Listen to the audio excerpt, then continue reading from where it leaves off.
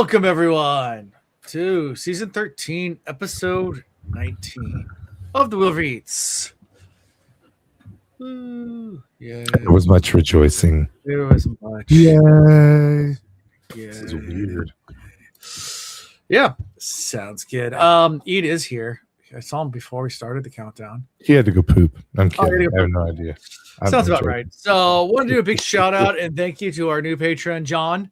John, Thanks, John. You're awesome. This episode's for you. We also had two people edit their memberships and up their membership levels. So wow, y'all are amazing. Mike and Ishai. So thank you, all of you. You guys are awesome. You guys rock. For those of you in the chat saying these are great chapters, they were good chapters. They were great chapters. They were just great in a different way. Not what I expected. Never is what you're expecting with the Wheel of Time. No, not at all. It's just the way it rolls. The way it rolls.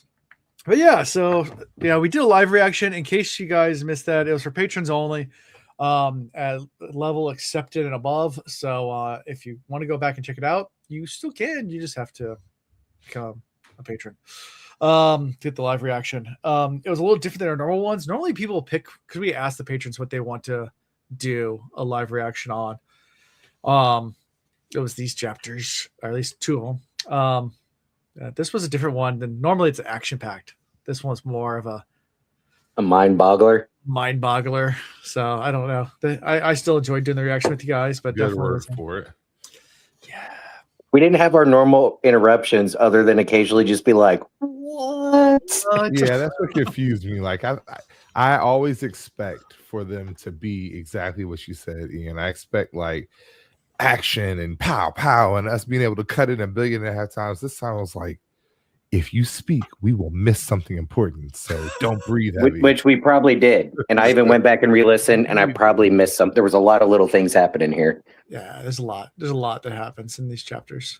Again, a lot of little things from a live reaction. So y'all really threw me for a loop this go around.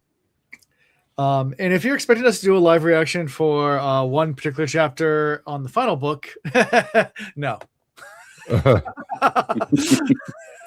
just put another right now. The 23-hour-long chapter. I'm joking. I think it's 8 hours long, but still, no. I'll record myself listening to the whole thing for you, and you can download it on your own time. It's like, or just think of me doing this. It's the YouTube. Have you ever seen that YouTube video? It's a very brief analysis of Star Wars Episode 1. No. Have you ever looked it up? No. Yeah, so Star Wars Episode 1, a very brief analysis.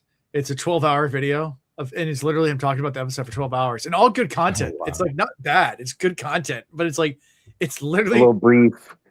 A very brief analysis. Just glossing over it. Glossing over 12-hour. And the reason why it's 12 hours is because that's the maximum time that you're allowed to have for a YouTube video on YouTube. They don't let you upload more than 12-hour videos. Oh, wow. Great. So, yeah. I think at one point he starts joking around saying, like, I was going to get more into this topic more, but, we don't have time. So let's keep going. Let's keep going. So, I love that. It's awesome. I think I posted on Discord just because it's always great. Yeah, I think he does it for each one of the episodes of Star Wars. 8 hours later. So if you want a really brief analysis, I joked around saying I should package together like 5 of our episodes together and be like a very brief analysis of the Eye of the World, and it's just like mashed together 12 hours of us talking about Eye of the World chapter by chapter.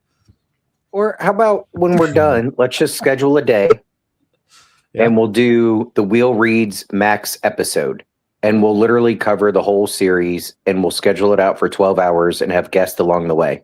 And we just have one mega episode and let people, so now people could spoil us. So we can have guests come on and just give all their crazy theories, why they thought what we said was dumb, was great. They can connect dots for us that we never did and blow our mind. Sounds like a great idea. I would do it. 12 hours of all the friends we've made over the years. Sign me up. That would be fun. all of our patrons, all the patrons, all the friends, everyone just popping in. That'd be fun. It would be, actually. We might have to make that happen. We'll see. There's still some time. We still got a whole nother book, guys, and still finish this one. Okay. We're getting ahead of ourselves. So, personal life, what's going on? I know I just talked to you guys on Saturday night because we did live reaction a few days ago. There wasn't much snow, at least not here. I know Chris, Chris got a little bit. We didn't get anything. I was gonna say my weekend has been white and indoors. We got in some areas 11.5 inches in Charlotte, and our area, like literally. Some people right say that's outside too my much. door. Is that too much? I would think that's too much. I think it's a little bit too much. I think I got the perfect amount out here. We got just a little over 7 inches. Okay. So, yeah. People say that's perfect. Just right. Yeah. I mean, they say like five plus is just right. 7 is like right there at the point of perfection. That's a sweet spot. You have more options with 7. Yeah. Because you can sled or build snowman. You can. It's when you get down to the 1s and 2s, it's just tough. It's just right. It's more annoying than anything. Like it's it's there, but it's just you can't do anything with it. Like throwing a hot dog down a hallway. Like it's just, right. Wait, what are you talking about? I'm talking about sledding.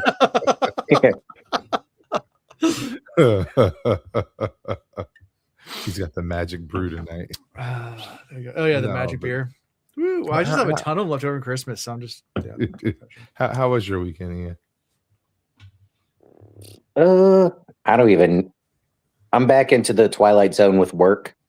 It's kind of like Groundhog Day meets Idiocracy, and it's been that way for 6 months. So no need to repeat stuff. Yet again, I'm like researching how we're prepping for this to put this solicitation out for this massive contract and realize another very important step that we absolutely have to do. Like we're behind on getting that done, and it involves the head of our agency doing things, which now we have to brief him, and everybody's freaking out. And they're like, "Why don't you do it?" And it's like, "Because you don't pay me enough." Yes, I could do it. But you, the one asking me, you make 20 grand a year more than me. So put your big boy pants on. Get that shit. Anyways, yeah, it's life. Yeah, that's fine. Got a birthday coming up, the year 42. I would say I found out a fair amount in my 42nd year. Yeah. So it was a good year of finding out. It's been interesting. Yeah. And we're in the same year, Alan. I think you found some things out too. I found a few things. Yeah. So I'm ready for 42 to be over. Also forgot a few things too. It's happens when you probably forgot more than I found out. Yeah. It's fun. I'm trying to think of anything else that happened with us this weekend. I mean, we stayed inside a lot. I got it was still icy here, so couldn't really do much. I got my son his birthday present, which I'm super excited about. What you told me about this? I got him a bow, like a real one. That's right. Yes. So I hope he enjoys it for both of y'all's sake, because I remember doing it with you back in the day. I could see you getting all giddy about it, doing it with him again. Yeah. So I'm excited about it. I got him a bow, and we got him a couple of arrows, and we're gonna go to there's an archery range close by our house. So rather than shooting in our backyard where the houses are too close together, and his first time shooting, I'm just gonna take him to a range because it doesn't really matter if it goes crazy in the range. Yeah. It's inside. It's an indoor range too. So it's like, what can go wrong? Who knew that you would be more responsible than your parents? Because I don't know what the original rules were for Alan, because I wasn't there when he first got a bow. All I know is what I knew of Alan. Yeah, what I knew of Alan, I didn't expect, let's go in my backyard and shoot bow and arrows. I didn't think that was on the menu. And so we're goofing off at his house, and we're in his garage. He pulls out this bow and he goes, "Oh yeah, I got an idea."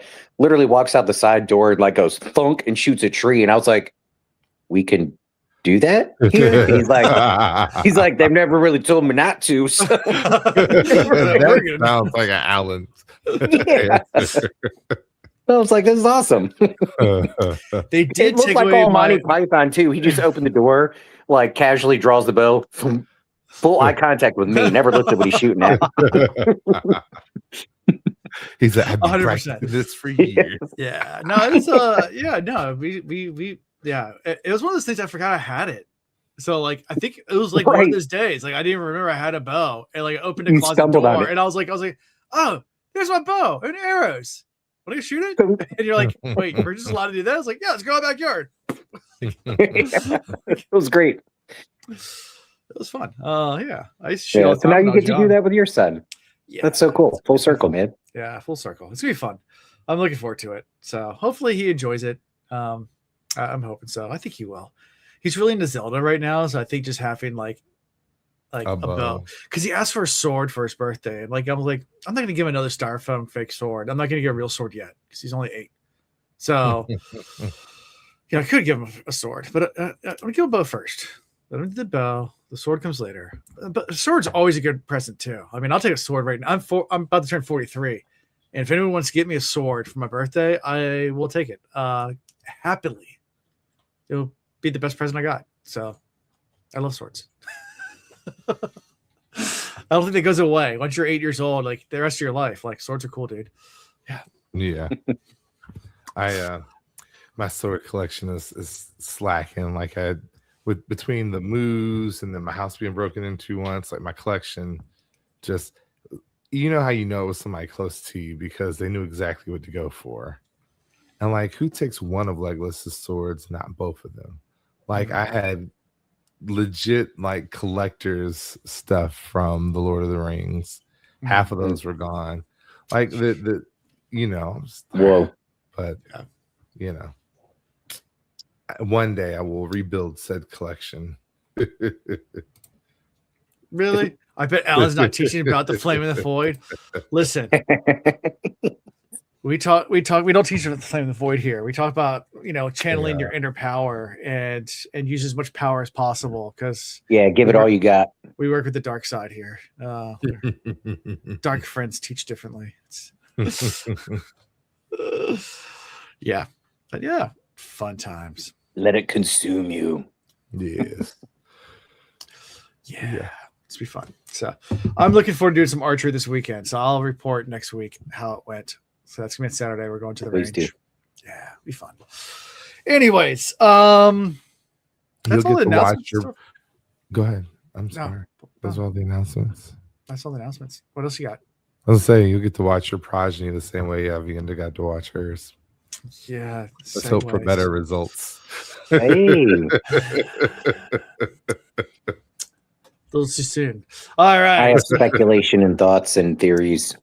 All right. So we're in Avi's point of view. Avienda, she's so we start. Where are we? We're starting in the glass columns, right? Yeah. Mm-hmm. Yeah. So she's near the glass columns in the center of Rhuidean. Sees the Avenosaur tree is healed. It looks healthy once again because it was kind of dying before, and and she's disappointed in the decision to abandon the way of the length, because it was not an honorable one. The decision was not honorable. No. And they got massive toe to the Aes Sedai. Yeah. And she's just kind of thinking about things and thinking about how she has this power to identify Terangrial by touch and things like that. And she was also like thinking about her love for Rand. Yeah, there's lots of thoughts going on. There was a lot of thinking sitting underneath the tree. She wonders if the columns were made for the Aiel or if it was made for something else. There's a bunch of stuff. Which I don't feel like we ever really got that answer, but no, we did. In a way, all right. In a way, we did though, Chris. Throughout all of these books, remember when we thought the Aes Sedai knew everything, and then eventually we found out that even they admit, look, we've had to study these things, but all the knowledge on this stuff, we're guessing. Like we found uses for most of them, but for almost all of them, we don't know the true capacity of what they can do, what they were originally intended for.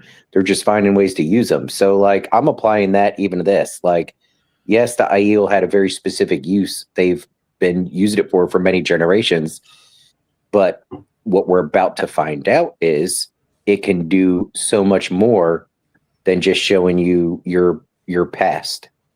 Yeah. Mm-hmm. Yep. It apparently can. Yep. Because she goes and tries to touch the pillars to see, I touched the butt. You touch the butt.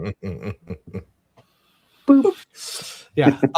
And they feel almost alive, like not like a normal Tongrel she's ever dealt with before. Like almost feels like a living thing. And she decides to go ahead and step into him. And But at first she's like, this is beyond my talent. Because that was the Yeah. first thought is like, what can Sure. I do with my talent to encourage these things? Yeah. to do? Sorry, Yeah. I'll be right back. That's not good. Uh-oh. It's the cats. I'm sure it's the cats. It's always the Yeah. cats. I won't keep running. We'll see if he comes back, but I'll enhance what he just said. When she first touched it, thinking about her abilities, her Mhm. first reaction was that she was overwhelmed by it. And she's Yeah. touched other things trying to figure them out, and she hasn't been overwhelmed. But like Chris was saying, it was instant. Whoa, this is way more than, whoa, buddy. She's usually good There's at a lot going on here. when she touches things. She's usually pretty good at taking control. I mean, Uh-huh. there was that Sure is. there was that igloo, and she touched some things there, and I Uh-huh. think she did a pretty good job of Owned staying in it. control. But this go around, it overwhelmed her. It did. This was too much. This was too much. It's Dean Moxley. Of Dean. Whoa. Okay, sorry. Blast from the past. I haven't seen Dean in forever on our chat. For real. Something must be happening. Mhm. So I forgot where we were. Yeah, touching the butt, and then deciding to step in, Yeah, touching the rods. touching the rods. But yeah, we made a whole bunch of jokes about that when we did the live reaction. Correct. I dropped a lot of giggities. Yeah, There were, I will say that about these chapters. We don't need to get into all of them tonight, but if you're going to re-listen anytime soon, prepare yourself. We're right back to giggity moments and giggity lines all throughout these chapters. This is how you know they were Jordan chapters and not Sanderson chapters. Had to be heavily influenced by Jordan Notes or straight up written by him, possibly. yeah. Yeah, lots of giggity. So she takes a step, and we'll start with Malidra's point of view. Mm-hmm. Malidra's, she's 18 years old, and she's stalking these people that are building this weird thing out in the waste. Mm. And she's not hunting them. She's stalking them because she's hungry, Starving, starving. struggling. To the point of like, I'll eat anything you drop. Desperate. As long, She's you trying to know, find. whatever. She's trying to find trash. She's like a raccoon, like a trash panda, or better that she's like a oceanic shark. So they'll follow Mhm. around ships like a puppy dog. You'll see them all the time behind you on sailing across the ocean. You'll see their fins because they're sitting there just waiting for you to drop something overboard, especially around meal times. Because she did like have a thought about killing them, but it was like, no, I can't do it. Well, she doesn't stand a chance against them either. If she gets spotted, like it's just she doesn't stand a chance. The goal is just to scavenge. And it does a really good job of not explaining who these people are in this section. I mean, Aviana doesn't know who they are. You know, she says she's Aiel, but she also thinks of herself as one of the folk. All three of her sisters are dead. She's discovered by one of them who she's discovered by one of the people, and she shoots at her. She gets deaded. Yeah, shoots at her. Well, how is it? Do you have the text in front of you? The Because whole chapter? we we very quickly decided she got shot by a gun. But clearly that's not how it's written, because this is Avienda's point of view. She knows nothing of guns. Right. And it's like she got zinged in the back or some burn, it's like or she was thumper running or away something. and felt like a small rock hit her in the back, but then she just collapses. Yeah. Mm-hmm. Right. Which is interesting. Like, bloody Aiel. Yep. Yeah. Why is it interesting? Yeah, why is it interesting? You said, to see. Yeah, I zoned out. You said bloody Aiel, and I zoned out. Honestly, all right. You want to know what just happened there? I'll tell on myself. So we were joking about the giggity moments, and then Alan, not that long ago, you brought up the igloo scene, and so now I'm thinking about Avienda and how. I mean, there's other female characters that I have found myself like, hey, I could be attracted to them, but Avienda's just always been something about her, right? Yeah. And so in my mind, I was picturing anyways, I was The I'm ear. thinking about the- stuff. in her bum. It is very interesting. Yeah. Yeah. I got a white rod for her to test out if she wanted to. Just swear an oath on it. Yeah. I was gonna say it's interesting watching how I could see the author, even if this was something Jordan wrote and got clipped in here, but whoever authored it sitting down going, all right, so the readers don't know yet that this is a flash to the future. We're going to hint towards it because it's the future. Now, instead of just those cannons and all that jazz, they got guns. And she's going to get shot. But I can't just say she got shot by a gun because it's Avienda perspective and she's experiencing it through somebody else. She wouldn't so we got to find a way to just describe it without flat out saying it. And it took a second, but then I was like, wait a minute. She just got shot. Yeah, so it's good writing. Like they said it, but well, Avienda even says that she was confused by the vision because it contradicted history. Like the Aiel and the Age of Legends were servants and not scavengers. Right. Yeah, and that's where it starts twisting. We're like, what's going on here? But this is not how I've been told about the Aiel. And then how the people treated the Aiel too. Like it was kind of reverent during the Age of Legends. And here, like as she's dying, they overhear the people that shot her is like, oh, it was only a child. It's like, it's still Aiel vermin, like whatever. If they hadn't used the word Aiel, I would have still thought they were in the Age of Legend, but this was a tinker that really got, left behind, or somebody attacked them and this tinker knew no other way than to find a way to survive. If the word Aiel got used. Yeah, even initially, I was thinking still of the past. Like this thing only went one way. I was thinking maybe it went way, way back, like many previous turnings of the wheel. Correct. Like an Age of Legends, but 3 turns ago or something. So that was my first thought. Yep. But this is kind of, I mean, if I think about it, so all of her sisters were killed and she's kind of the last one. So and she's only 18. So I think this is the end of Avienda's line. Oh. That's why that's the first one. And it keeps working back from there. But anyway, we find that out later in the chapter. Yeah. This is the last one. This is what the lineage became. So Avienda, we slap back as she takes her next step, and she's back in the columns, and she's confused and disgusted because at this point she doesn't realize it's the future. So she's just like, "Where's all the honor?" Like complete lack of honor, and she's like, "I don't think I want to watch any more of this. I think I'm gonna walk back." And she actually turns to start to walk out of the columns. It's a one-way trip. But then something calls her to come back the other way. She turns back around and re-enters the columns and takes the next step. And she's Norlesh.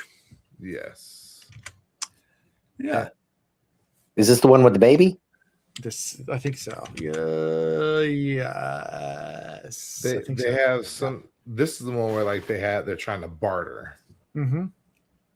And they have some type of rock, right?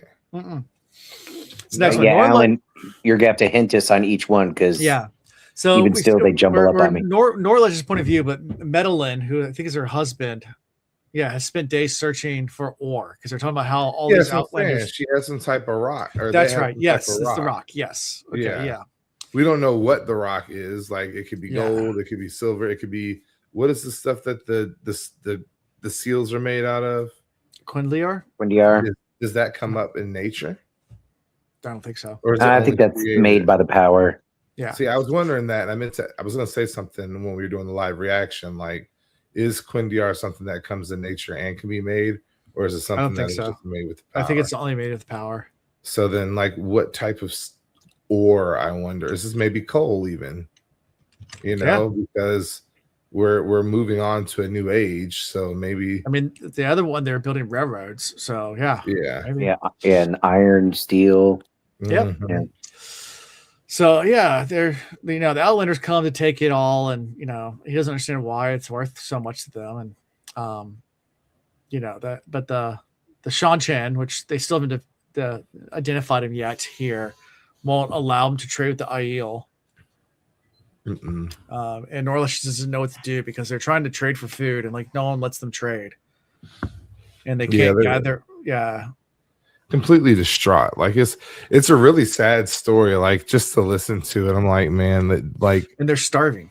Like, yeah, and it's cold, and they're walking, and they're trying to like figure life out right now. Yeah, and her baby dies in her arms, and she didn't even realize it.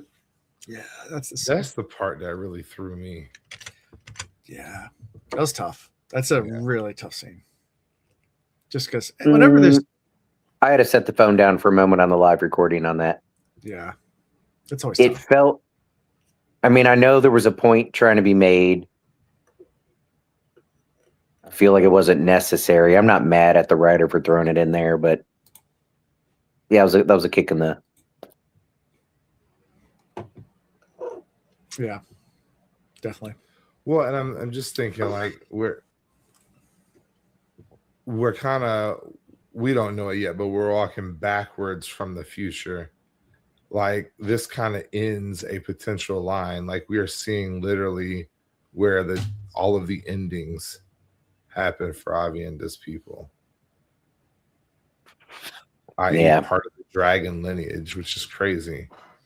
Yeah. It's like Rand went from being this super important person to like making, because I still feel like he's gonna die, like this act of major, giving of self, and then they're kind of fading away. Yeah, it fades away. Yeah. No level of importance anymore. And then also seeing all of this future makes you wonder, like, if the wheel continued onward, like, is it turning or is it now rolling? Right. Yeah. Yep. Yeah. Yeah. But Avienda takes the next step. Still really super confused because she doesn't know who these people are, and she's just thinking. She still thinks it's the past because she's like, "Man, I'm glad Rand didn't reveal this part of the history. It broke us enough to find out we used to be like tinkers, but like, if they revealed we were these kind of people, like, man, it really would have destroyed us as Aiel." Yeah. And then we go on to the next. Then we go to Tava. Yeah. And Tava's in a hold deep in the waste, and it's under attack by the Sanchin. And here you can identify because they have Rhuidean and everything like that. And it's like, and then they had the insect helmets, and all this stuff like that. And her father, goes to try to see. I guess her husband dies first, and the Sanchin then lowers the gun on her, and her father jumps and attacks the soldier and fights him off the top of the Rhuidean, and the Sanchin start to retreat. But they've pretty much destroyed this entire like holdout, and they're like, we can't keep doing this. Like, well, the Aiel that are left talking, they don't really have the pride and loyalty to each other that they used to. It's fallen apart. You already got people like, what's the point? I don't owe you nothing. Right. Like, so you could see the last hold of them has no chance. Correct. Yeah. This is the point where, like, it was very clear to me that, okay, we're looking forward, not backwards. And this isn't just another turning of a wheel. This is a vision of the future of where they could be going right now. So, like, but then I go back to even I put Flicka for my name tonight, because in the flicker moments, and looking at all the different lives, that didn't necessarily mean that any one of those were going to happen. Like, they're all possibilities, and they're all actualities that happen either in other turnings or depending on individual choices that were made along the way. There were possible paths that people could have gone down, but none of them were locked in as a future. I'm hoping that while this might be a strong, probable future, and that's why she's seeing it, I don't feel like it's locked in stone.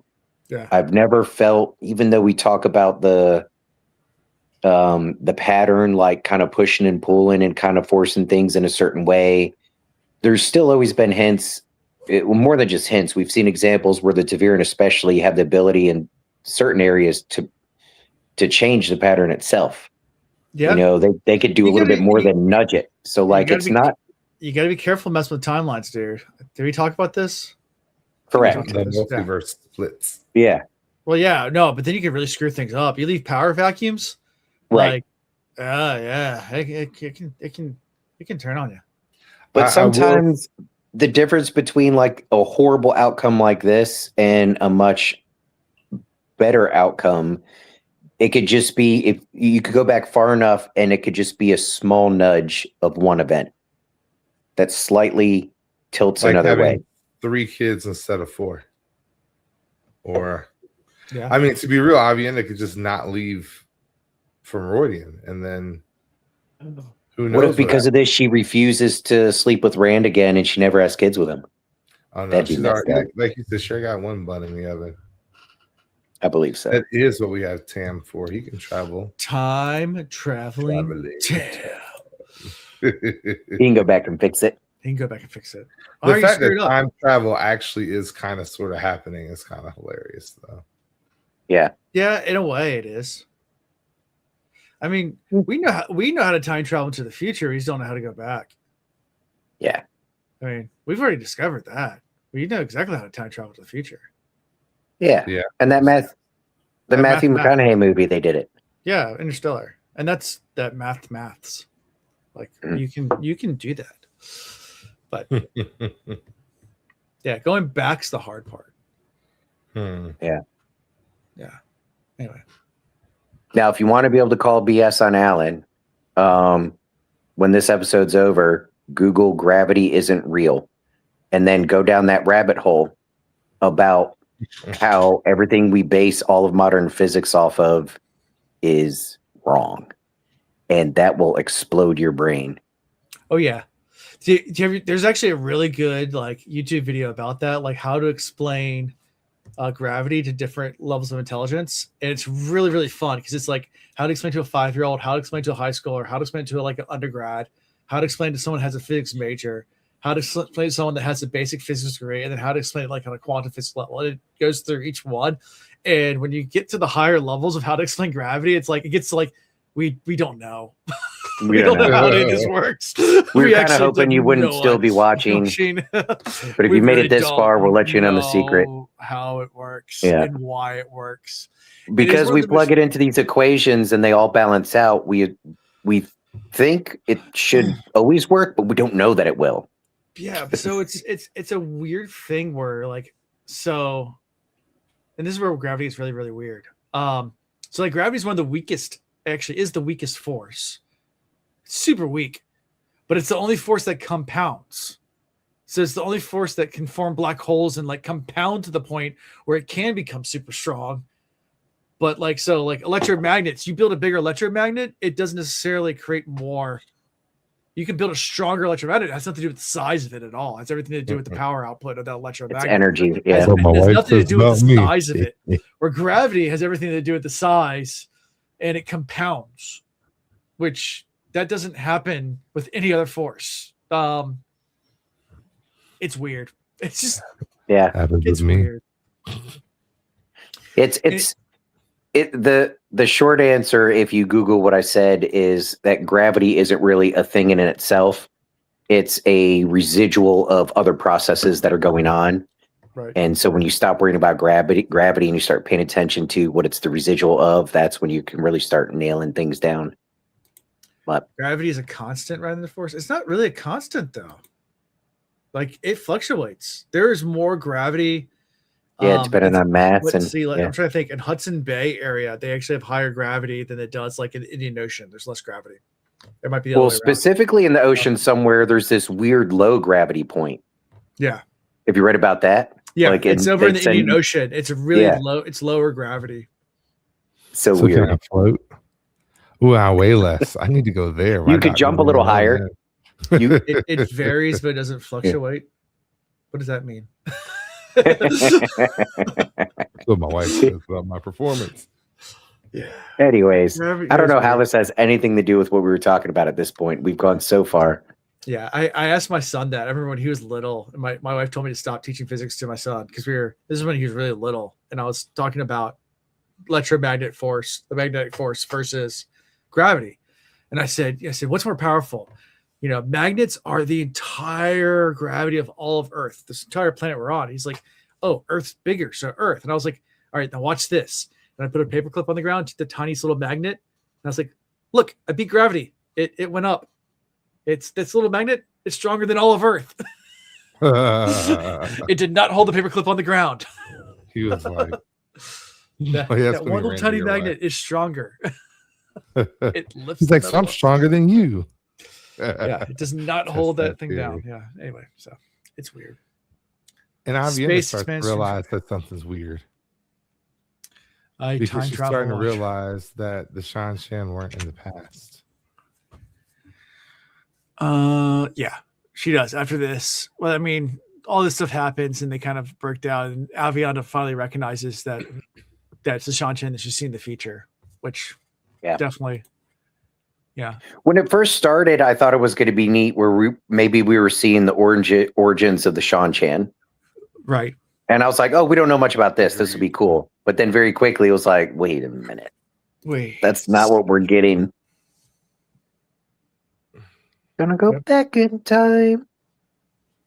Yep. Anyway, that's how we kind of end this chapter, because then we go straight. We're still in the columns, but we go. It carries on. Yeah. Let's talk books. Really? Books. I think that easily this. You spelled boobs wrong. I'm about to go get a book in quantum physics and bring it in here. Like, you want to talk books? Because I got one on my shelf over there. I'll talk this books. Could have easily have been one big chapter, but I think they just wanted to give people a chance to like breathe. Yeah, because even Avienda is crying at this point. Yeah, she's upset. She's starting to put together what she's seen, and it's. Think about it though. All right, if you could look in both directions of your family line, Chris, I thought about this. I was like, all right, let's go backwards first. If I could look back 5, 6, 10 generations, whatever, I don't know what I would want to find. If they were struggling, slaves, poor, sick, like that'd be horrible. Mm-hmm. But wouldn't it also be worse if like there was somebody, like some clan chief, somebody running a tribe? Like, you talking about going back in your history? Yeah, and like in my family was some, Scottish lord or some Viking king, and then I'm like, fuck, man, I'm really letting them down. Like, so I don't know. It would be better looking in the other direction. At least me would definitely hope to see it better. 5 or 6. I think we've traced back like 6 generations. Yeah. Any kings? No, we had a ship captain. Well, that checks out. Yeah, that's how we came to America. I'd be happy with you.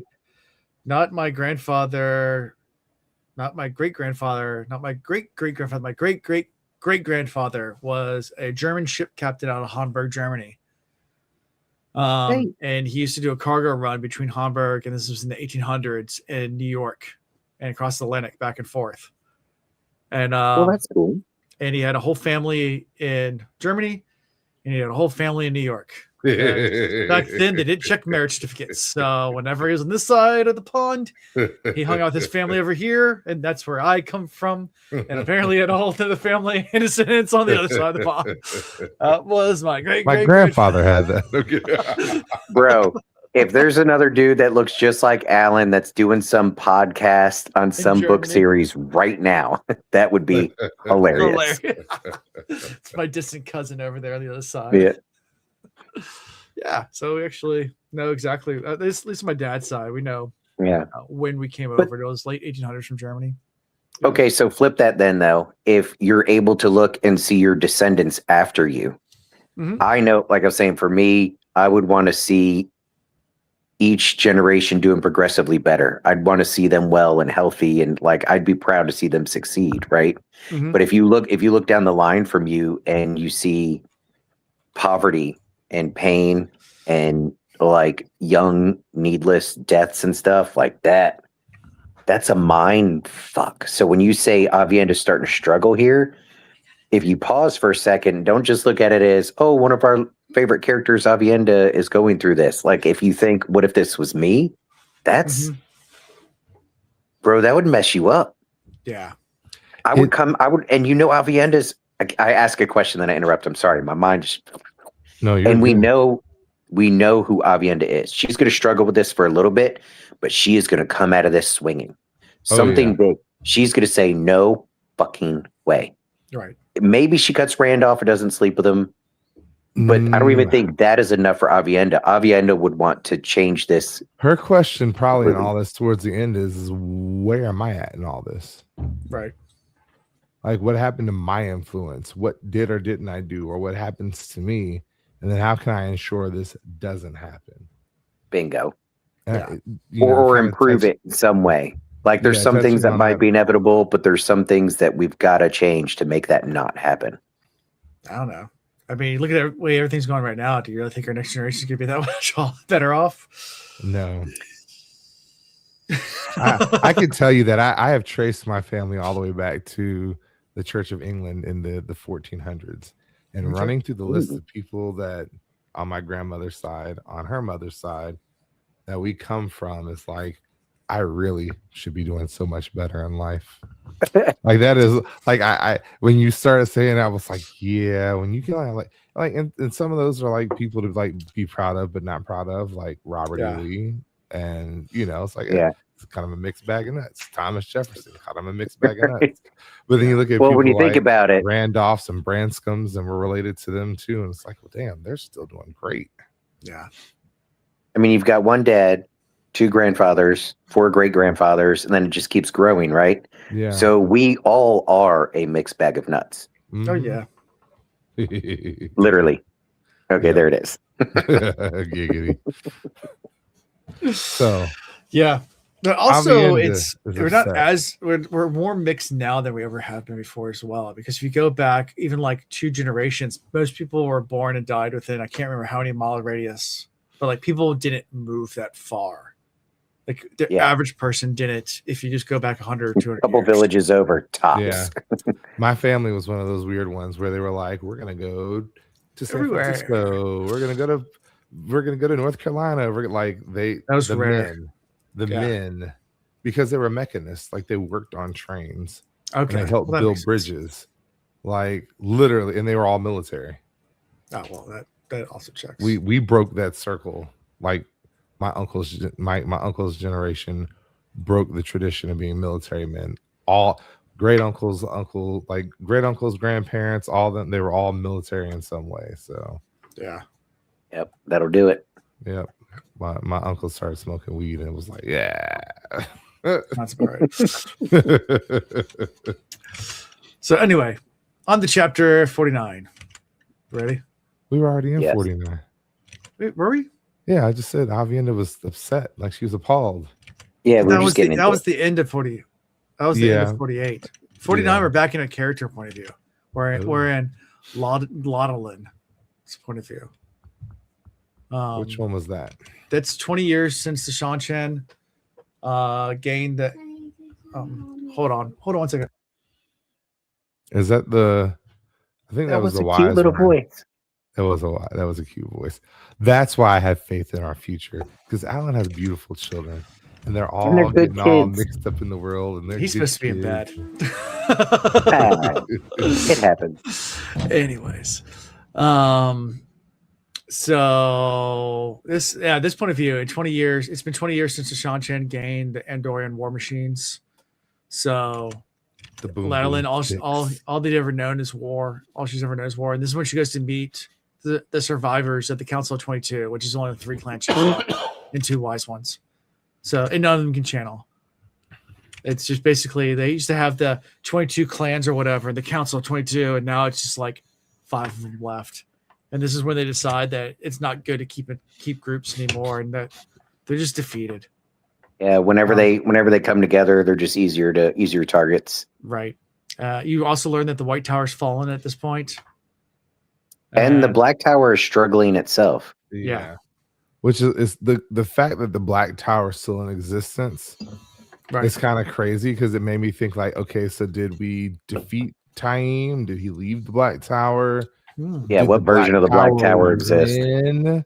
And did the Dark Lord win? Like, did the Yeah. Shan go over to the dark side, not knowing they were on the dark side because they're supposed to be on the light? You know, so much. At this point, I was like, man, this is making me question everything I thought I knew. Is this where were they talking about how things almost kind of worked out with the Shan Chan with Matt's wife? Are we there yet? No. Okay. That's the end. That's very okay. I'll save it for then. This was just that point where, like you said before, they decided like we can no longer be like a people. The IEL just need to split up and go back to the waste and try to survive outside of the eyes of the Shan Chan. Yeah. Like we just. But they also, one of them actually speaks up and blames Rand for abandoning them. It's like, it's all the dragon's fault anyway. He abandoned us. Yeah. Yeah. Oh, yeah. That's what it was. Right here, we got the first hint of. Yeah. All right. So what did Rand do? Future. But, what did you do? And of course, they call the Shan Chan the Ravens at this point. The Raven Empire. Yeah. Yeah. Which makes me wonder too. Is this like Matt's? Like, you know how you said like Matt could go evil, and I still don't feel like Matt went evil, but did his descendants like? All right, well, we're gonna run this world now. I mean, we don't get enough. We don't get close enough to today's decisions within the story to really connect those dots. Yeah. Maybe she learns to tap into this more to figure out more, but we don't get that in these chapters. Yeah. Yeah. So it's just back to Avienda again, walking through the columns, and she feels that Landolin was, pretty bad, but at least shows hints of being Aiel, but still not great. And then she's another step, and then we're on Kala's point of view. So this is when they go to visit the Queen Talana of Andor. It's been 40 years of war, and the Aiel are losing, and they're going in to try to get the Andorans to fight with them. And they're disgusted because the Andorans are flying the Dragon banner, but they're just annoyed because they're like, yeah, technically they carry the dragon's blood, but they have no honor, blah blah. And at this point, we're so divided. Elaine's great granddaughter or something like that. Right? Yeah, it's Elaine. It's Avian. Yeah, well, and Avienda's great granddaughter. It's the two. Yeah. So they're like cousins. No. Yep. Yeah, cousins. Yep. And they don't trust each other really. And we learned that Rhuidean has fallen here as well, but they're kind of upset that they struck because they weren't supposed to strike the sacred cities, and like they didn't strike Ebudar because that was part of the peace. So they violated the deal. And the Shan Chan have no honor, but they did go in as a counter strike to just sneak into Ebudar and steal the Shan Chan plans. Of course, they did alter. Where I was like, bro, they did alter the plans to bring Poe has been given or gained. Oh yeah, like to steal the most important part, the fact that this is a contingency plan. If they join with the IEL, that they have no intention of doing this to Andor at all. Yeah, this is only if they join the IEL, they're going to go assassinate the IEL leader or the Andorian leaders. And come on now, that right there is going to flip the tides of war in whichever direction they decide to join. Is the hope, the opinion. Clearly we've been in the future, so we know that's not the case. Yeah. Andor fails, right along with the Aiel, I guess. Right. But it's what we do know in this future, this possible future, the last battle didn't happen. Because they're still fighting. So you can't call the last battle if all these efforts are still fighting it out. I don't know. In World War I, they called it the war to end all wars. Right. You notice we don't call it that anymore? Well, they probably don't call it the last battle anymore. There's World War, the sequel, where we were all together and then we broke up. Yeah, we thought it was a sequel, but really it's the prequel to 3 and 4.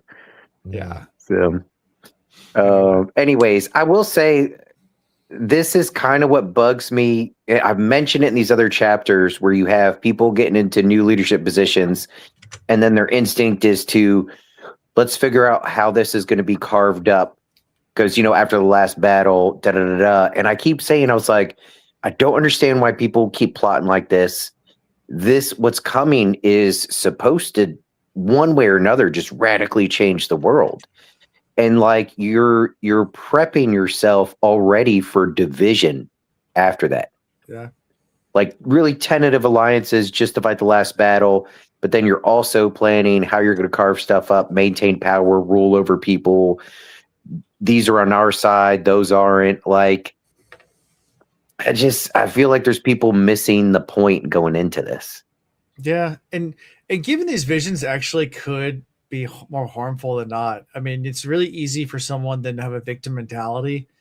They did like a famous study on this in the 80s. I don't know if you've ever heard this study, but like it's a sociology study where like women went in to do job interviews and they make up like scars on their face, like really like horrible scars on their face, and then told them they were going to see whether or not the interviewer treated them differently because they had some disfiguration or something like that. But then right before they went in, without telling them, they said, "Oh, we need to do some final touch-ups," and they removed the makeup, so they had no visible problem. And then they interviewed afterwards, like, "How was the interview?" It's like so discriminating. They discriminated against me 100%. They kept on looking at my flaws, and it was like, and they basically what the study showed was like you had a victim mentality going into it. So that's why it affected the interview. It had nothing to do with the fact that you actually had this whole entire mentality that like you're being judged when you weren't. But like there's a psychological thing about seeing the future. What I'm trying to get at is like seeing the future could be. I think Avian's stronger than that, but give her credit.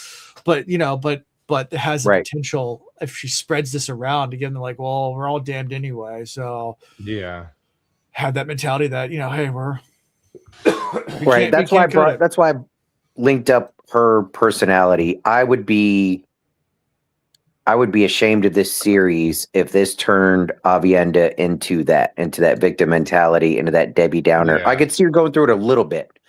I'm talking about letting it change her character to that. No, I see her more. This is gonna beat her up a little bit, but then she's gonna tighten them bootstraps and be like, "F that, we gonna fix this," and maybe even lean into it more and try and figure out more to find ways to fix it. Try to find what are those decision points, what are those moments where things need to get pushed, so like we avoid this. Yeah. So. Oh, if they let her fizzle into a woe is me and like make things worse because of this, I'm not gonna be thrilled with that character arc. Just knowing what we know about the fan base behind Avienda, that is not the case. No. Can't be. Yeah, we'd have seen some eyes rolled or something. We by have now. met people who have named their children after this character. No. Right. I could not believe that. Yeah. Yeah. There are people. Yeah. Avienda. Yeah. So, but what Ankala still kind of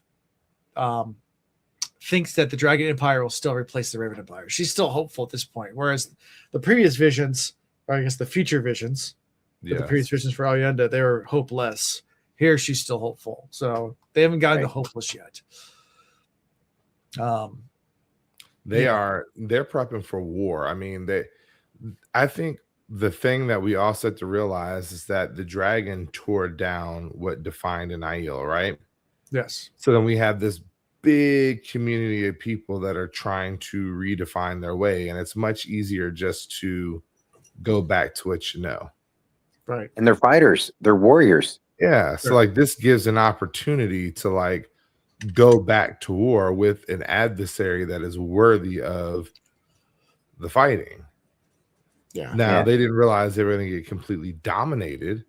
They thought like this would be the next 100-year war for them, and this would help redefine their people and to resharpen the spear and give them purpose. Yeah. They were built for this moment. Yeah. Correct. But they're not built for the moment after. That's the problem. There's so many good examples. I mean, I know plenty. There's plenty of warriors that would love to just come back and farm and build and fix cars but there are plenty who can't ever come back. So this is Alex Raven over there. Now I was trying to work on my yo-yo skills with my left hand, and I'm not very good. So I was like trying to like. And then when you bring a spear to a gunfight, like not very good. That. And when your people don't actively practice the magic in the world,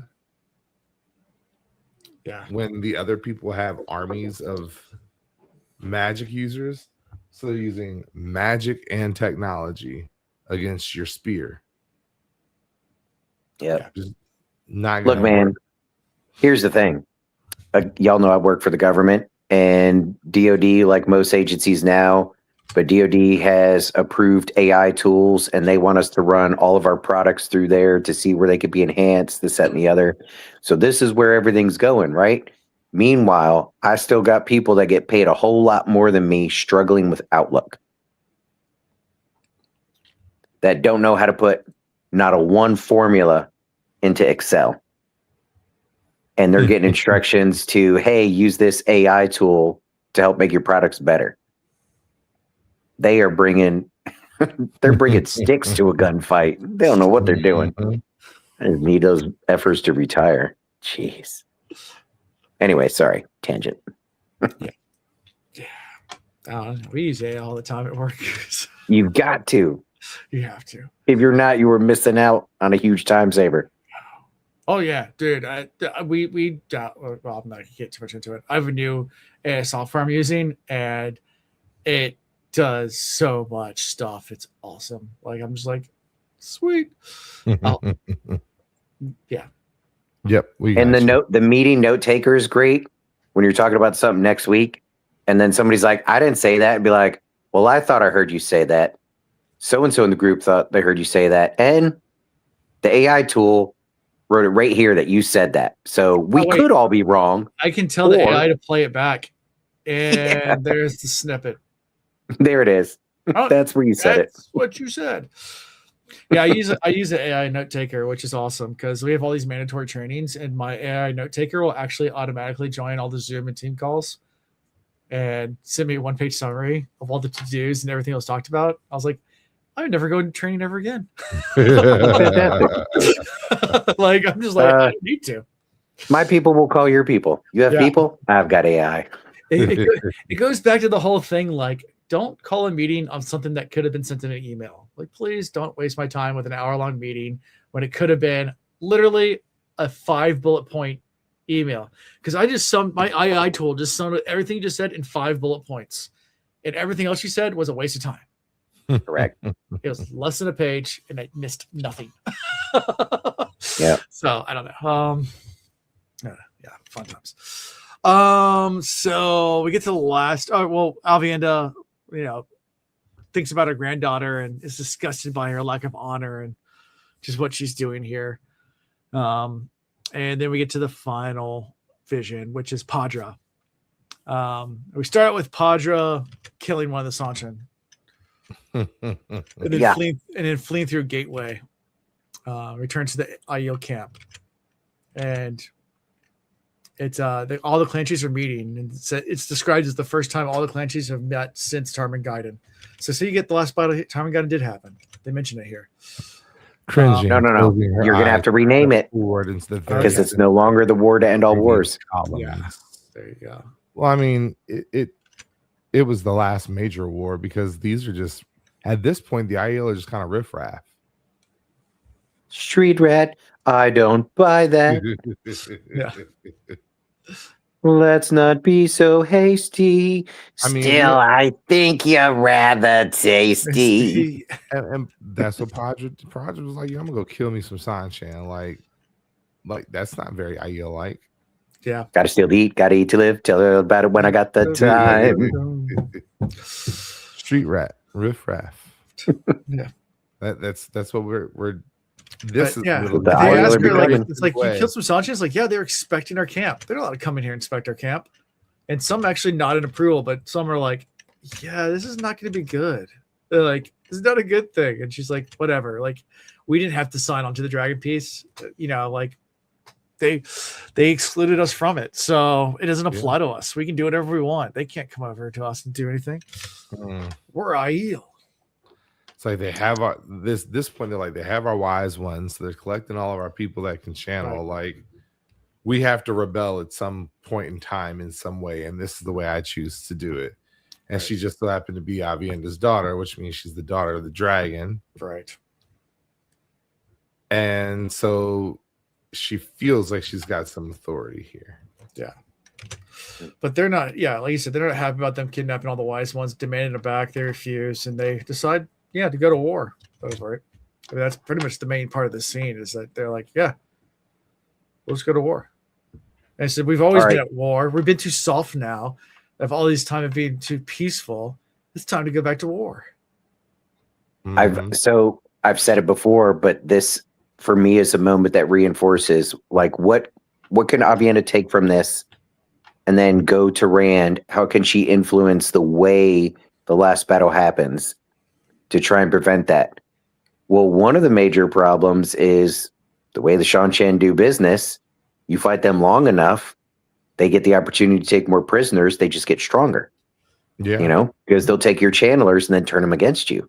Right. So I've said before, what if in the last battle, in this breaking, when it's over, the ability to channel is removed completely?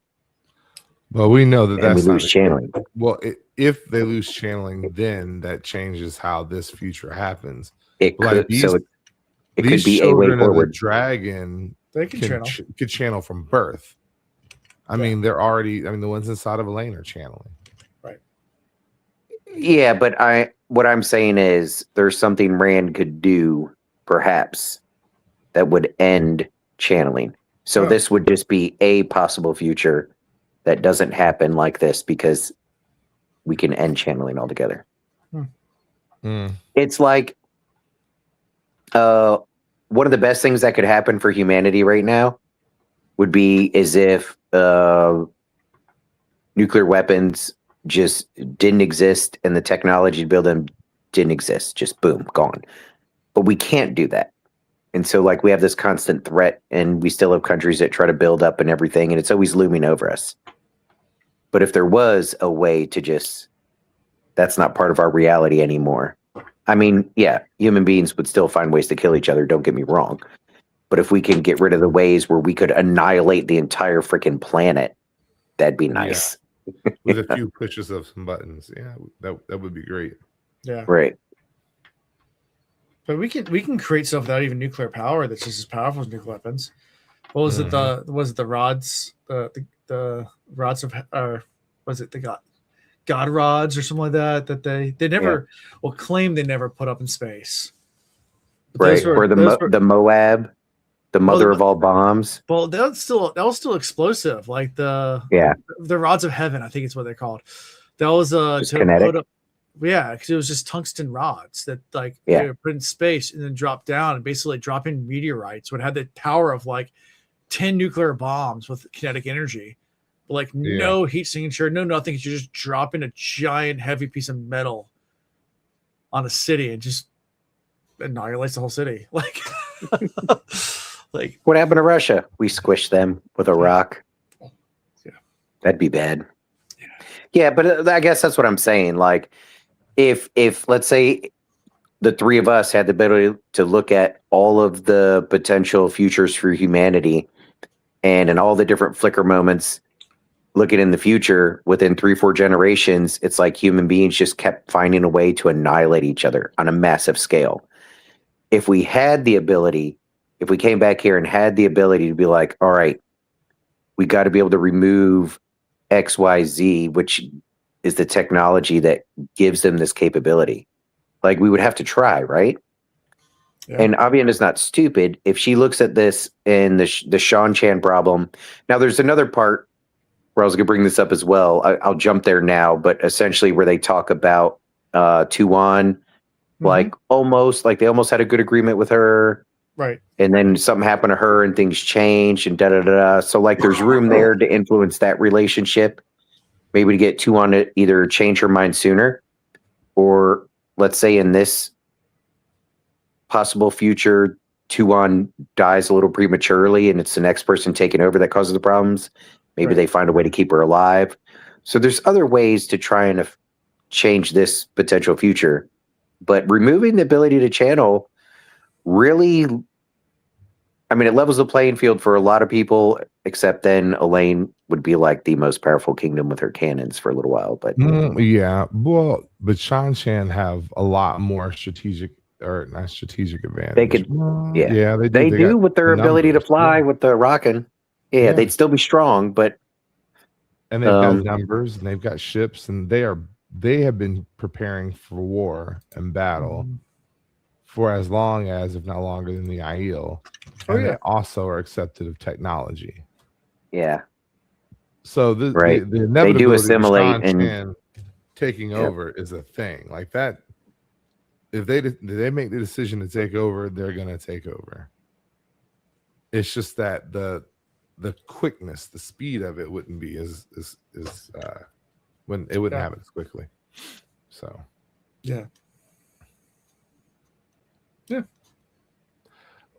We're way past Tuon dying prematurely. Well, I mean, that's one of the things that is mentioned, that, you know, this is not that far later and there's a new empress already. Right. Which is crazy. That's the part that gets me is, did she, like, why? Why is there? Yeah. What happens to Matt? That maybe Matt killed her. Maybe that's why it's the Raven Empire. Prince of the Ravens. Oh. You did That'd say be he crazy. was mad. But maybe he thinks he's doing the right thing. I don't know, man. All I'm saying is I feel like Aviendha's could be motivated to change stuff. She's going to want to prevent this. Yeah. Oh, I mean, when she steps out, she was resolved. Like, she's going to prevent it, if nothing else. Yeah. And she's ready to go back to her people. So, yeah. But then you got to ask yourself, Matrix style, is everything she's about to do part of what she already did that caused all of this? Or is she actually going to go do something different? Yeah. I think maybe this is why there's the big warning of you don't go back through, because it's one thing to see the past because you accept it, right? Or you don't, but you can't go back and change it. See in the future, whoa, and if you see good stuff or bad stuff, like, it's still going to affect you. And then are your actions and words after that what's making it happen? Or do you still have the ability to change it? So, like, before, as she was entering Rhuidean, she was having these conflicted thoughts about her dealings with men and sharing Rand. And though she knew she could share Rand with Elaine, she still was conflicted about sharing Rand with Elaine. Maybe now that she's seen even the divisions in the children, because maybe not right here in this last go around with Pandra, but the one before that, if her children have been closer with their siblings, the cousins may have created stronger bonds. Maybe they marry them into each other a little bit. Like, yeah, gross, but solidifying those bonds more and setting these kingdoms up in a greater way. Maybe even coming to terms with the fact that the Aiel and the Shan-Chan can't be separated, because that's conversations happen right now too, is, do we partner with the Shan-Chan? Maybe she comes back and she becomes the bridge, and she's like, all right, well, here's the new thing. Like, our firstborn will be married to your firstborn. Yeah. Well, and then we're solidifying the world. Like, there's so much. Rand could just go ahead and keep making babies in all the kingdoms. He could take too long. He could Genghis like, Matt, Khan like, style. love you, dog. He should. Yeah, I think that'll he should solve too. everything. Yeah, making babies solves everything. Yeah. All right, I hate to. So I'm only bringing this up because it was stated in early American history when talking about a non-violent way to solve the Native American problem. Sir Francis Bacon, his theory was you can just breed them out. Don't fight them. Just marry them. Have babies with them.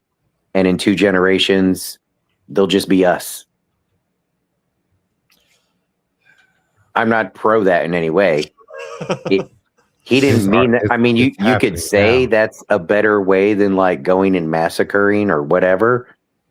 Sure, but I don't think he meant for it to be a consensual thing is the problem. See, that's always been my plan. Just breed with him and Just mix it up. make more of us. Look. Alan got on board. And look, I was inspired and I was thinking, I was like, how are we going to build better relations with South America and Brazil? And I was like, And you know what? did it. I might not be able to solve it today, but give me a generation or two.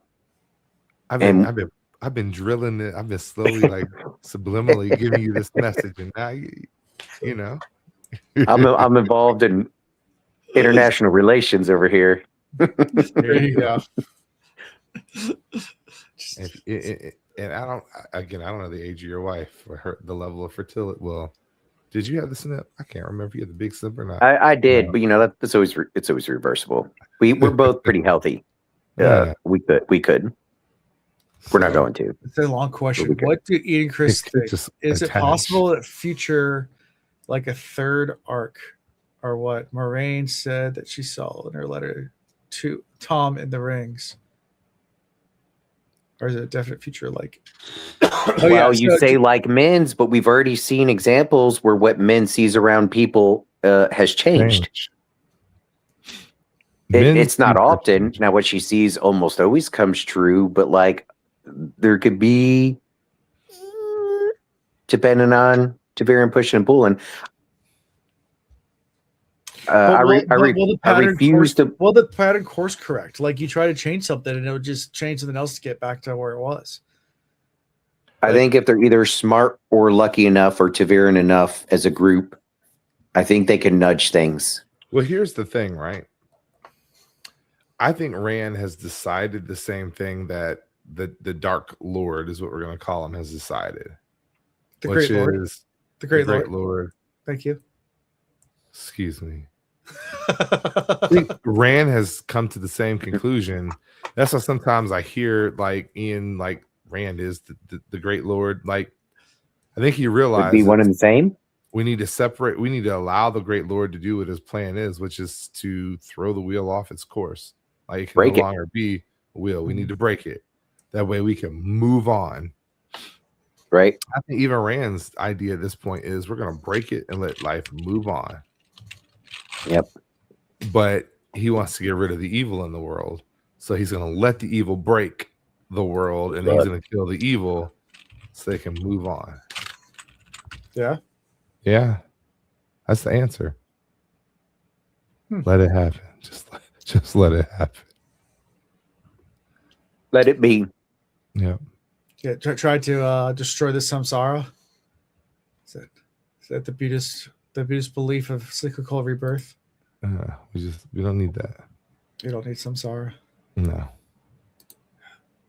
So depends on how society is built. But if I came back as a family dog for a lot of the people that I know, like that would be ideal. Yeah. Nice. I think being a dolphin would be cool. Yeah. Orca. Yeah. Dolphins are awesome because they'll be like, oh, let's go fishing. Oh, there's a good set of waves. You want to ride some of them? Yeah. Hey, check out my backflip. Hey, that shark looked at me funny. I'm going to go nerf that shark. Like dolphins kind of, they do their thing, yo. Well, dogs are expected to be loyal and to listen. Cats, there are no expectations on those. Like I'm not a cat person, but if I come back, I'm coming back as a house cat. Yeah, that'd be cool. And I just lounge all day, and that's what you expect of me. You don't expect me to let you pet me. You don't expect me to fetch. You don't expect me to come when called. You even expect me to do something stupid like jump on top of a refrigerator and then on top of a cabinet. Like you expect that. Unless you're a cat in my house, then it's different. Like I'd want to be indoor outdoor though. For a few days. Indoor outdoor, yeah. I want to go chase down a squirrel every now and then. Drop it on the porch, be like, bam, paid my dues. Yeah. Now scratch my belly. Too much. Yep, exactly.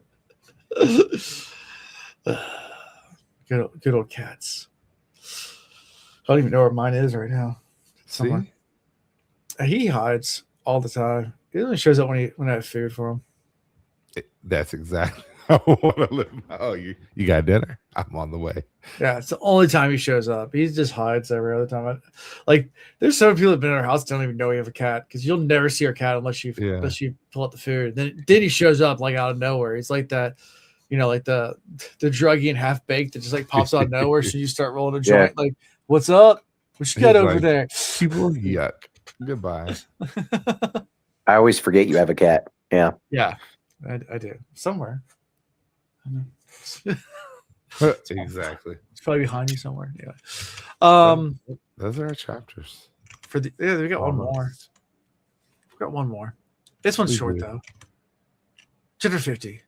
Choosing enemies. All right, Elaine goes to Karian. Offers him some titles. It's another annoying chapter. I mean, I don't know much to say this chapter, so I don't know. It's so let's. She was looking for a way to get the throne, but without fighting. Because she's confident if she were to fight, she could win it. But then with all the Days to Mars stuff, instant enemies everywhere. It'll feel like an outsider coming in. So like everybody's going to be united and trying to overthrow or take over. So like, how can she do this with all the politics and be super smart and blah, blah, blah. Plus she has the problem of the people that she has in prison that challenged her and she doesn't want to have to kill them. Mm-hmm. But she can't just let them go back to doing what they were doing. So she comes up with this master plan. And the whole thing was really elaborate because she sets herself up in her throne room. She brings these three women in front of her, and she strips them of everything. Not only does she strip them, I strip you and all your people. Mm-hmm. Which apparently is worse than killing them. Because if they were just killed, then their heirs would take over the property and take over the business and lands. But that's all gone now. Right. Mm-hmm. Oh, by the way, never having to make a sandwich for yourself, and all of a sudden you have to make a sandwich. Yeah. Oh, by the way, she has Brigitte given a cannon tour to all the people from the place she's trying to conquer. Right. And they're coming in as Elaine's doing all this. So like they overhear the big hand slap of these people getting their shit taken from them. And so they're like, oh shit. Yeah. So she is... It's both clever, but like y'all have heard me before, when it comes to like full on manipulation, I don't like it. It rarely turns out well. Have you seen the clip of like the two dog, or has the dog like, and they're trying to put a treat in front of them, but then like the guy with like the dog hand puppet like tries to get the treat, they smack the crap out of the hand and they put the treat in front of the dog. The dog's like, no. Hell no. Right. I ain't taking that. Exactly. It's a form of conditioning. Yeah. Manipulation. So anyways, I got to give her some props. It is clever. I think it is a better alternative than fighting it out. Yeah. She right away like brings these people in and she's essentially dividing the land she just took out like it's no big deal. Right. Like, I just thought about something genius. Let's give you guys this land since you're here and we know we know what we can do, but we want to be civil here. She makes these three men so much stronger than what they were when they walked through the door. But then she also backs them into the corner because she's like, now they got to support her for it to work. You have to support me. And, I have to have a foot up over there for things to work over here. So I can show support to you. So I'm not going to say it, but the best thing for you to do is to go ahead and just name me queen there while I'm queen here. And then everything's copacetic. Yeah. And all then even by her mother, who was like, sitting in the background. Then when they, because they take off afterwards, and her mom's like, "You're a genius. I trained you well." Although when Brigitte was complaining about it or whatever, anyways, as they're explaining it, even Elaine's like, I mean, eventually there'll be a problem, but like not for like another 10 years or something. But right now, they're all motivated to back me because now, they play their days tomorrow, but now they're playing for 2 thrones. They have a shot at 2 thrones and not just one. So they definitely like this idea, but they're going to have to back me for a while. They just can't go straight into that. So this buys me time. And it's like, on the one hand, she's right. It's better than going in there and trying to conquer, not just because the initial loss of life, but because if she goes to conquer right off the bat, everybody's gunning for her, right? Right. So it does buy more time, but then it goes into this shit I was talking about before. Like, we're coming up on the last battle. We're supposed to be having like this radical change in everything. And it's supposed to be this good versus evil sort of thing. And we're still dividing everything up and planning how we're going to plot around and defend against coups and this, that, and the other. And I feel like Elaine's missing what's happening or what could happen through Rand. Yeah. Oh yeah. I think that she's planning for the future she's hoping for, because there are other factors that we're not factoring in on this. And here we go. Elaine's about to have 2 children born from the dragon who can already channel, because they're already doing it. Like, she feels it. Right. Their channeling is interfering with hers. So like, she's gonna have 2 very powerful kids. She herself is gonna move beyond accepted. She's gonna be a full-on Aes Sedai. She says to get rid of the babies, like, so she can actually get her channeling back. By the way, one of our best friends is now Amerlin, who, again, people, the normal people don't know this. On top of that, she's sister wife to an Aiel, and they stick together. Right. By the way, her children are part Aiel, so there's that. There are so many other factors that these people that are playing Days Tomorrow with her aren't really privy to. Oh, and also, Perrin's back in the picture. She doesn't have much to do with him, but Rand does. She's got that under control as best as you could. Mm-hmm. Yeah. And then if Matt just so happens to make it back, then she's got Matt, who's got 2 on. And then, if Matt does make it back, the Moraine's coming back too. Yeah. And she's going to be wifeyed up to Tom, because we say it's going to happen. And Tom loves Elaine. She's going to be backed by so many people. Elaine is in perfect position. And her brothers. For a future that is based off of the way things have been done in the past. Right. And that is why she is going to fail. Every great ruler that has come in swinging a big D or a pair of titties, thinking, I've mastered the way things used to be, and not creating a new way of doing things, they've inevitably failed. I think she is creating. That's like a business that decides to stop growing. Like, we've grown enough. We're just gonna keep doing the same thing over and over again. We've perfected it. Let's just do the same thing over and over again. No change. Or like Kodak, they created the first digital camera and shelved it because they didn't want to ruin their business of all the different developing camera sites and how much money they made from all these pharmacies that developed film. And then they got crushed. Yeah. Anyways. Alexander, Julius Caesar, Napoleon. You can go on a lot of leaders with this whole analogy. Yeah. I would just be disappointed if all of Elaine's plans come to fruition. The last battle happens, and then she's like, all right, thanks for your sacrifice, Rand. And then just things go her way. Like, that would not be a satisfying ending to this book, because I would look at that and go, well, Rand didn't do anything. It's inevitable that it's going to happen again. Well, I feel would you be upset that we spent the last 7 years if that's the case? I'd be... Oh, Alan, I might slap you. Alan, I know there were highs, there were lows, but I might end up ending the podcast tonight. This is our final episode, and it's been great, guys. It'd be a loving slap. I would take you out for a beer afterwards, but I If mean, it ends and it's very obvious that we're just getting right back into the next cycle, bro. No, bro. I mean, I think there's going to be travesty. There's going to be moments of devastation. And by the time we get to the end, we're going to want a little bit of what Elaine is working on to actually happen.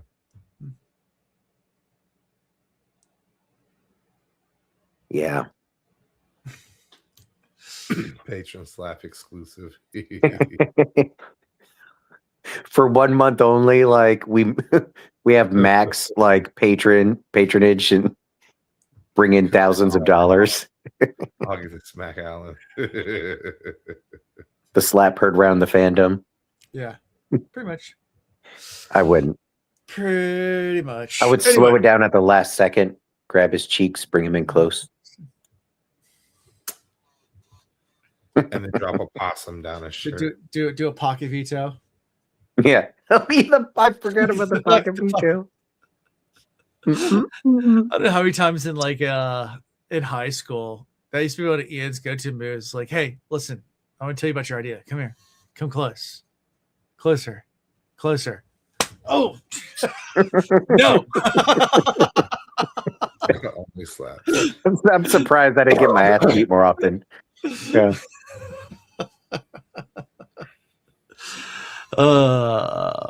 What if this all turns out to just be a dream that Rand had?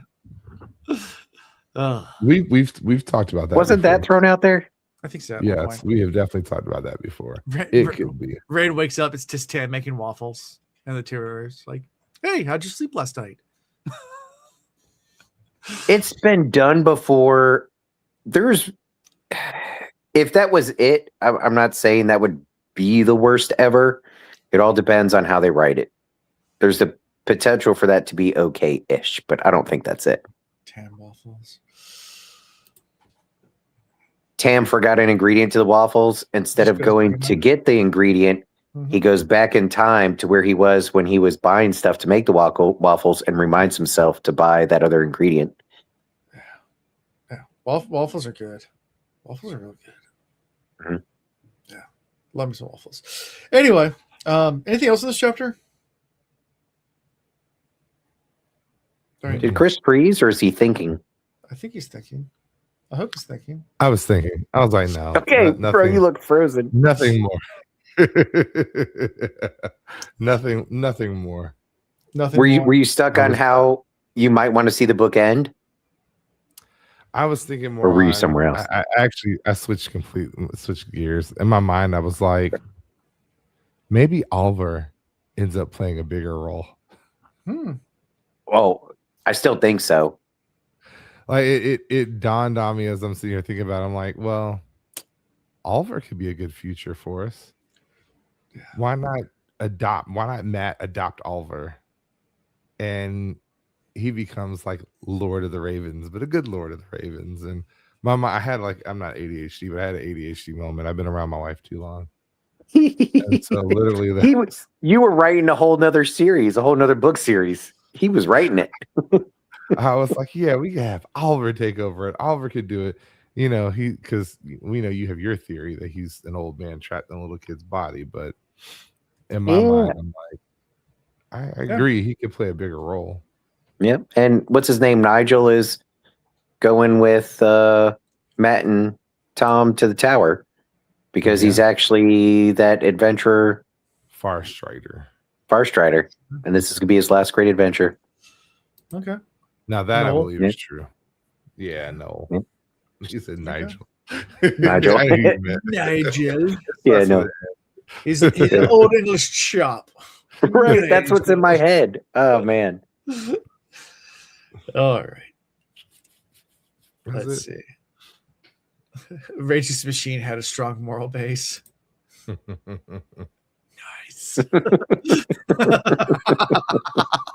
That's good. I don't know. Tom Morello's more the electric guitar with that whammy bar, but it's decent bass. So that's the song. Fuck you! I won't do what you tell me. Fuck you! I won't do what you tell me. I know. Rage was pretty cool when they went on the BBC. That was still my favorite moment. Like, Yeah. When they weren't supposed to they're live do on the the BBC, lyrics or and they whatever. weren't supposed to do the lyrics, and like they just started playing the song, and they're like, and we're gonna do it. this hesitation, and then went right into it. Like, I won't do it. And they had to cut the broadcast. It's very much rage. Yeah. Anyway, that's it for this chapter. So, favorite character? Oof. I should say Elaine, just so y'all could be like, wait, what? No, because Elaine would be my favorite character. I don't dislike her. I'm just not first thrilled about the chapter direction he's going. Go ahead. I'm sorry. I keep cutting you off. No, you started. I cut you off. You cut me off from cutting you off. The first two chapters don't have favorite characters for me. No. Yeah, it's tough. Yeah. And so I think Elaine is the best of choices. She is a choice. Choice. All right, let's give her a little more credit than that. For what? All right, she had a outcome she was hoping for, and there's many different ways to go about it that she could have chosen, including using them cannons, and they would have been horrendous. Yeah. But she's so much closer to that goal of having the second throne. An hour. Didn't have to lift a finger hardly, like no bloodshed. It was pretty slick. I don't want to take away from that. Yeah. It makes you wonder if her babies are Taviran. Yo. Like, is it hereditary? They've got to be influencing stuff, right? I'm still It's been waiting on for my the moment mind where like she's for a under while. attack and she herself can't channel, but then her belly glows and she hits him with a Care Bear stare and like defeats her enemies. I feel like some of that happened when she was attacked by the Chosen. I don't know if that would turn out too well for her. If like Balefire comes out of her stomach, that would probably kill her, right? No, it just means she won't have a belly button, and if it's strong enough Balefire, then she never had a belly button. Finger blasting is the best. That's I mean, belly it'd be blasting. essentially an internal C-section. Yeah. That's once they're done Balefiring, they just step out and they're like, well, we're here. She's like, oh God. Get a yellow out, you please. Everything back in and clamp it together. Yeah. That'd be one hell of a scar. Chris, you already said your favorite. Ian, do you have a favorite character? Elaine's my favorite character. Only because Chris brought him up, I'm going to say Oliver. Or time traveling Tam. You know one who of those my two. real favorite character is? Or Gaze, because she served tea. I want to say Ruok's son, because he seemed actually kind of cool. Yeah, he was holding out and being a badass. Yeah, he's being badass. Still doing his thing. Yeah. But that's just a possible future Rourke son. I don't think we're Sure. going to actually get that one. Okay. Avienda's going to...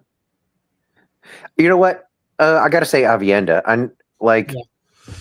Okay. Mostly because of her determination coming out of that, and we know who she is. She's gonna do some good with this.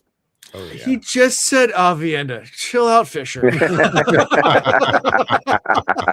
We were dancing around it. We were gonna get there. Yeah. eventually. Yeah. I was gonna say Tall Menace. All right.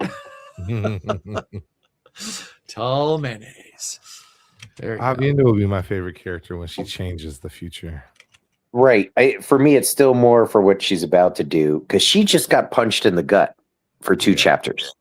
Right. She kept going, so you got to give her that. Her whole lineage sucks. It was gonna not put pretty. Any of that on her. That is all coming from Rand's side of the family. Well, it certainly came from certain critical decisions being made. Yeah. Oh, it's kind of a horrible combination. They're both hotheads. They always act and think about it after the fact. On my reread, I paused for a little bit, but I just finished a chapter where she showers for the first time. He walks in, she gets embarrassed, so she goes through the gateway, plunges into the frozen lake. He saves her, and then they accidentally have sex. Alan, I almost brought it up earlier when you were like, oh, she was in control before. No, she did the whole, I'm going to pretend I'm out of control so I could do the thing that I want to do. Mm-hmm. Like, I'll keep you warm. Oh, I don't know what I'm doing. Brown, chicka, brown, chicka, brown, brown, brown, brown, brown. Igloo. Anyway. Fabian is like, it can never happen again unless you want it to. We can have another accident. 4 children later. Anyway. Yeah, right. Yeah. So next week we'll be doing our penultimate episode, second to last episode. Of this one. Ooh. We're doing 3 chapters, 51, 52, 53. It's a testing. Boots. These Some boots boots. are made for walking. Boots and skits. That's just what I'll do. And then gateways.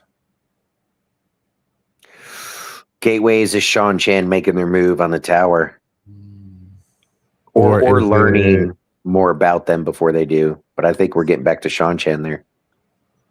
Or is it Dark Ones coming through gateways, setting up for the final attack? I mean, we're headed to the last book. This is the anti-penultimate episode. This one is, yes. This episode we're on right now is the anti-penultimate. Sorry. Damn Boots. I don't know. Boots is one of those really, really divisive chapters. I like Boots. I know a lot of people hate that chapter. I like it. And I'm going to stand Really? by it. I like Boots. Who dies? So the Forsaken win in this one. Interesting. I am a dark friend too.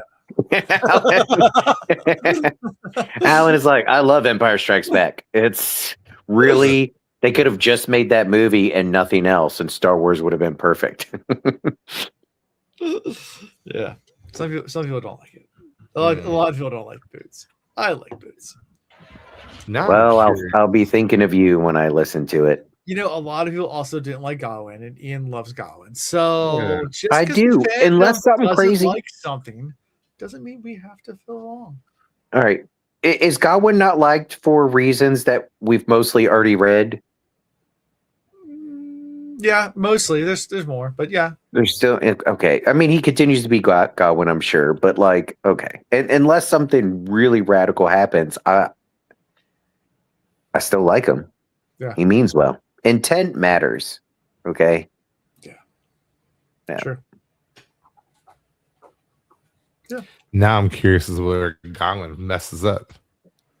Well, I mean, I assume there would be more. They all take turns messing up if you haven't noticed. We just give more grace to certain characters. But they all fuck up. Isn't that how life is? Isn't that how life is? You know? Yeah. Some people are allowed to make mistakes. Let me tell you. Yeah. Alan, you're about the only person when I share my mistakes with you where you just kind of laugh at it and it's not like the end of the world. I think that's why you and I, we're good. So many people in my life, man, when I make mistakes, people celebrate that shit. But I gotta forgive everybody all the time because I'm surrounded by dipshits. It is not fair. Not counting you guys. Yeah. No. I know the feeling. I know the feeling. I have a 4-year-old. I know exactly what you know. All right, that's hilarious. He's Yeah, super smart, actually, for 4 years old, but he's still a 4-year-old. Right. So anyway. Yeah. So we'll do that next time. Any other thoughts on gateways or boots or a testing? Chris, you usually have your theories. I could tell you something about a testing, So but I won't. I mean, and again, I listened to like the first 10 seconds of a testing. And so I'm excited for that chapter. Okay. So I won't speak on it other than, well, I will speak on it. The testing of this great weapon is kind of where my thought goes. Okay. And how to manipulate it properly. Okay. As far as boots go, that complete, like that the title means absolutely nothing to me. I'm worried that Alan likes it. And that, like, again, maybe it is like marching to war, preparation for war, and then maybe gateways is literally when we see like the great lord's army like entering into the realm in droves in strategic locations, and all of a sudden there's a mad dash for our heroes to like figure it out. I love how I love how I got my co-host to be saying the Great Lord now instead of the Dark One. This is great. Now I just need it's the chosen, not the forsaken, the chosen. We'll get the terminology right, guys. Or you know what, we might be completely wrong, and those 2 chapters might be something about going to the tower again, Josh. Oh, true. Matt's got a gateway there because parents could hook him up. It's got to happen. I would think it would happen now, but we're at the last 6 chapters of the book. I feel like we need more Matt getting to that point at least, because we also need Matt for the last battle in my mind. We do. And so, like, something's got to happen in the next 6. But looking at Audible, I have 2 hours left in the book. And there's 2 hours left in the book. Mm-hmm. Matt's got to do something extraordinary. At least enter the tower. And 2 hours is not enough time to save Moraine. Maybe the foxes wear boots. Maybe. Because the snake people don't. It's like Puss in Boots. Yeah. Like the fox. It'd be cute. Mm-hmm. It's a cat, but whatever. Yeah. I guess you could say they're related. I said like Puss in Boots, but a fox. So but a fox. But a fox. Gotcha. I know it's a cat. But first of all, Alan, you're wrong. No. Okay. I'll give it to you then. I thought we were cool strength playing.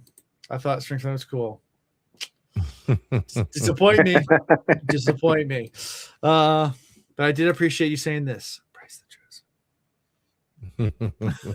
on his symbol there, there's definitely, they're both there. Yeah.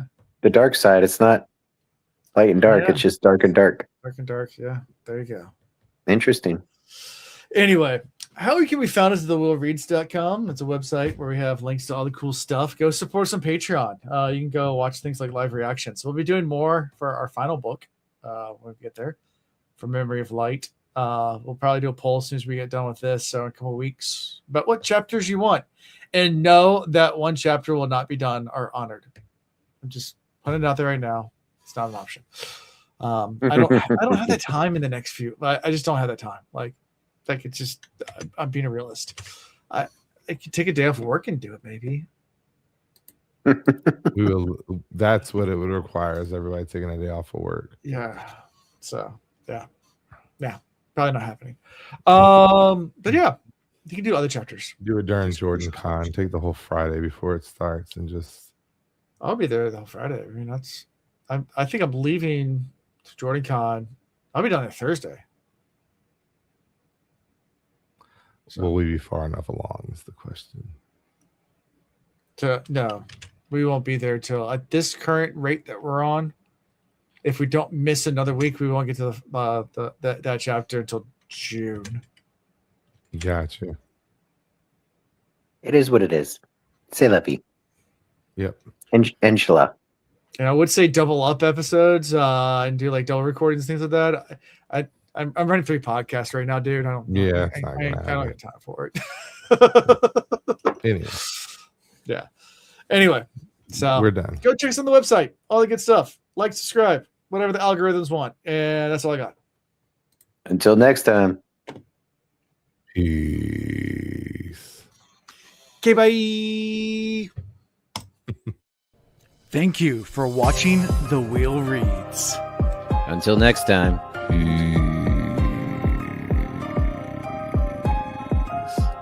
Okay, bye. Get your Coast Guard certified life-saving device ready and strapped on. Oh, where are we doing tonight? What kind of strap on you talking about? Sure.